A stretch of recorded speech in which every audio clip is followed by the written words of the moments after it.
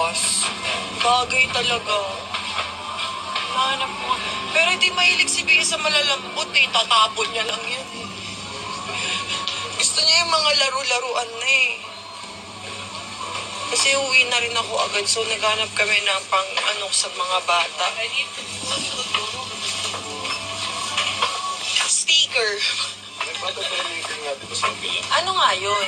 Gusto ko gagawa siya ng butterfly. Butterfly maker. Oo nga. Ayun ako sulit eh. Biglaan lang, be. Hindi planado. Hindi din ako sigurado. Nasa Japan ka uli. Sabi ko, biglaan lang, be. Hindi planado. Gusto ko lang ng biglaan. And uwi din ako agad. Tomorrow, nakauwi na ako. Ay, nako. Sobrang... Ay, nakakasad. Sobrang nakakasad. Sobrang nakakasad. Ayun, dati sila Hello Kitty, oh. Baka dyan meron. So, please mo doon December. Yes, ang dami ko talagang work December, guys. Naiyak na ako. Kahit na sa biyahe, nag-i-edit ako. Hanap lang tayo ng Toys for Bea. Naku, kung yung ate ko talaga buhay, tuwan-tuwa yan dito.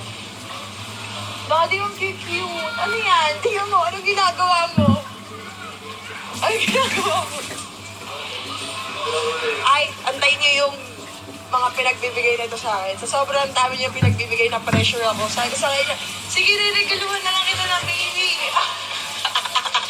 Joke lang. Masal na kayo. Nagtitingin na siya ng stroller. Daddy, Nagpapatay lang ako. nag-prepare na. Oh, hanap tayo kung pwede natin ibigay dun kay Biana. Daddy, lagay natin sa price. Bebe, pasuyin ako.